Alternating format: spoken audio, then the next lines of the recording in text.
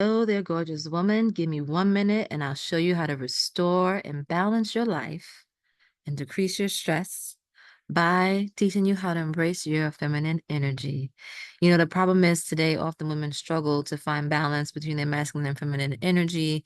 And I want to talk today about restoring their feminine energy. What is something you can start doing?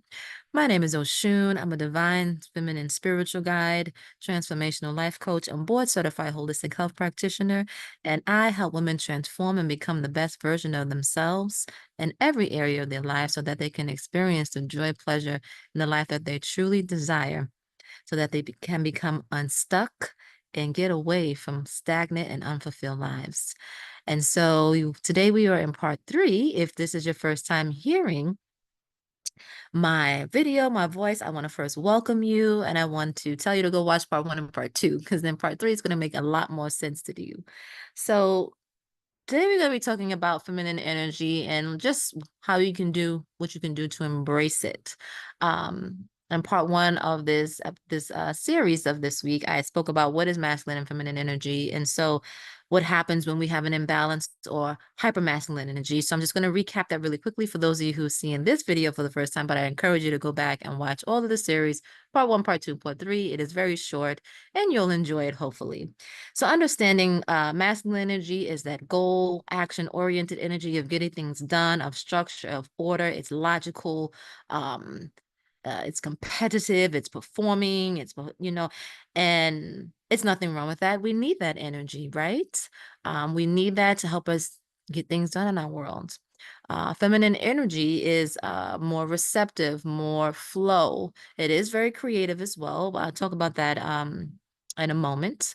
It is fluid, right? It doesn't necessarily all have the structure, right? Can be calm, um, and it can be soft, although it doesn't have to always be soft. But for purposes of this series this week, I'm touching on the aspect of feminine energy that is more soft and receptive and more laid back and relaxed. Um, it's intuitive, right? It's emotional, right? And so what happens is if you have been a woman that's been stressed a lot, burnt, anxiety, you're busy, you're a high executive professional, you're leading teams, you're getting things done, or maybe you're an entrepreneur, you're doing your thing, you're bringing in your cash flow, but you also have a family and children and friends, and you're doing. That is your masculine energy, but you're not being, which is more of your feminine energy when you allow yourself to be, right? And so what happens is when you have this imbalance of masculine energy, your body and hormones get out of balance. Check out part 2 that I spoke about yesterday in this series. You can understand a little bit more about that. I go into that into this video, in that video. Um, but your hormones become imbalanced, your emotions become imbalanced, and it just leads to unfulfillment. And I shared some of my experiences in the other 2 episodes about that as well, personally, and how I had to heal and transform myself. And so not only myself, but also I work with a number of women who have this issue. In fact, they all come to me with this issue, right? Because they need to heal and transform this so that they can get to that juicy and radiant and joyful life that they need, right? And so in terms of understanding your feminine energy, I want you to think about activities that bring more creativity, relaxation, and connection.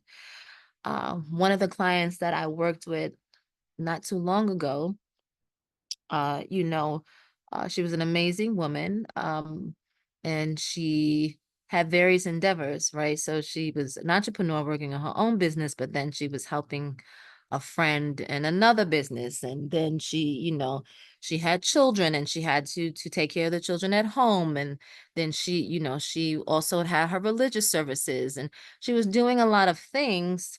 And what was happening though was that in her body and her heart, she didn't really want to do these things. She was kind of forcing herself to do these things and to always go, go, go, because as I mentioned in the previous video, society has programmed us to overexert, to perform, that teaches us as women that there's something noble in that, to always be performing, to always be assertive, to always be giving, to always be doing. And this is a deep ingrained habit that many of us women suffer from, including myself, until I learned to heal it and identify it. And once you learn to identify it, you can always know when it's time to bring balance back in your life. Not to say you'll never visit it again once you heal it, because we humans, we fall off, we make mistakes, and that's part of the human experience. But you will now have the tools to balance yourself. But anyway, this client that I worked with was constantly pushing herself to do things that half the time she didn't want to do any of it, but she just felt obligated to, or she felt like there was something noble or something she was being rewarded out of it. But the thing is, her health was suffering immensely. Her menstrual cycles were suffering. Her emotions were suffering. She was very unfulfilled. Her business wasn't growing the way she wanted to. And that's because your feminine energy is your life force. It is how you give birth to things. It is how you nurture things. It's how you grow things. Okay, it's nurturing, it grows things. Yeah. So your feminine energy is very valuable. And when you don't have enough of it because you're drained and being overproductive and too much in your masculine energy, you really can't nurture yourself. And as a result, you don't have enough life force to nurture things around you. You don't have it. You're tired, and so things don't grow the way you want them to, or they do grow. I know in my case, sometimes they do grow, but then you're still unhappy, you're still unfulfilled. So, how do you balance this out? Is by bringing in more of your feminine energy and learning to do things and projects that really bring you joy and fulfillment.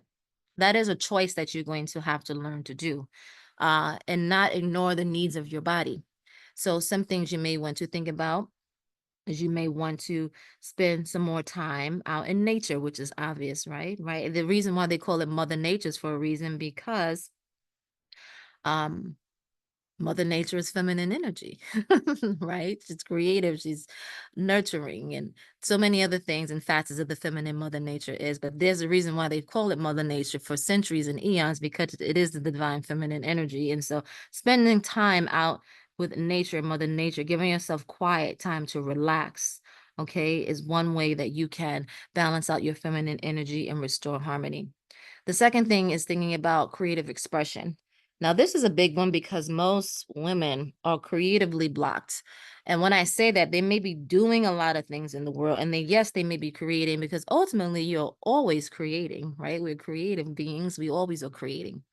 The problem is they're not creating things that are truly in alignment with what they truly desire. They're out of alignment with their truth, which is what my client was experiencing. She was supporting projects and things that, although they were creative endeavors, they weren't her truest expression. They weren't what she really wanted to do.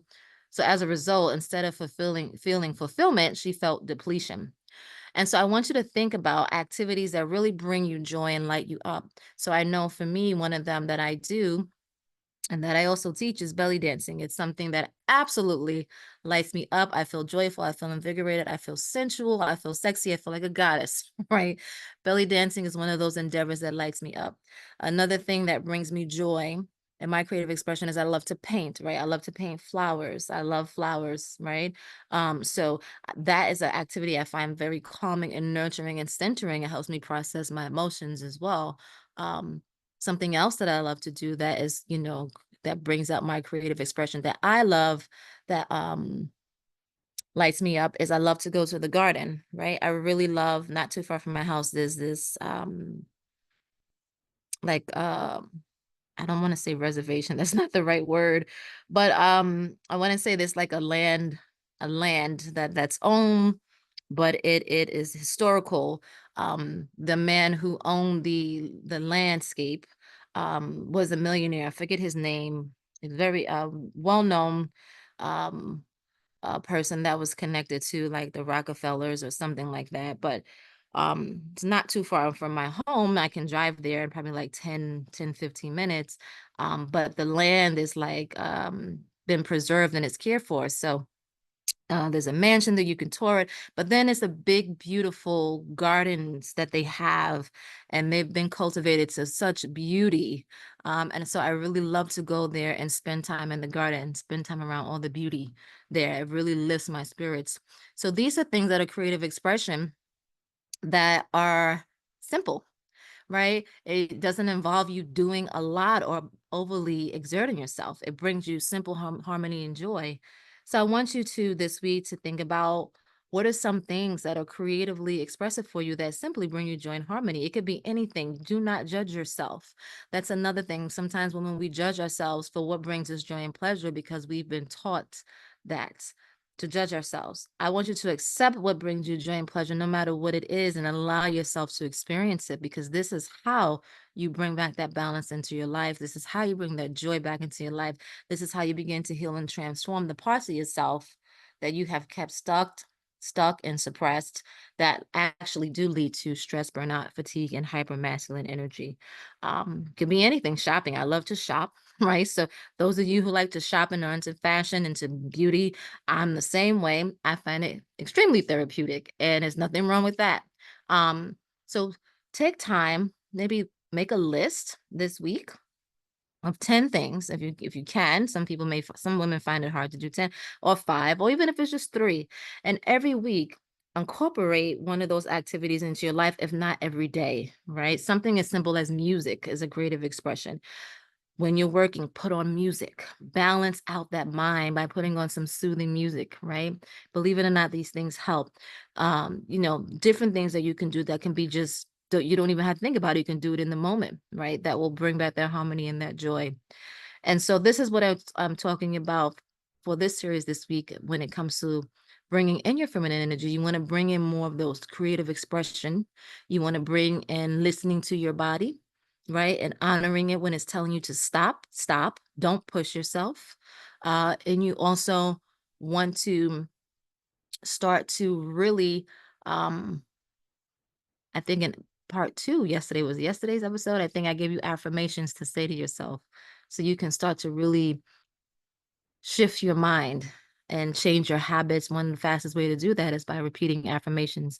Affirmations are statements that you say to yourself that help you stay on track so that when you come off, it's like a reminder to yourself and you start to change. So saying your affirmations, these are things that you can do to start helping you balance your hypermasculine energy so that you learn how to restore balance and fulfillment in your life as a divine woman so that you can stand in your feminine power and really create the life of joy, passion, purpose, and pleasure that you deserve.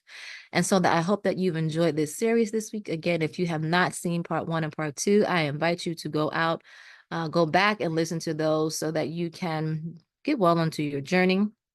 And I invite you to, if you like these videos, to subscribe to my channel or follow me on Facebook or Instagram, depending upon where you are seeing this. I invite you to follow me for more transformational life tips on wellness and restoring your divine feminine power as a woman so that you can create the happiness and joy, success in all areas of your life, health, wealth, love, and just be the magnificent woman that you were born to be. So thank you for joining me. And until next week's episode, I hope that you have an amazing day.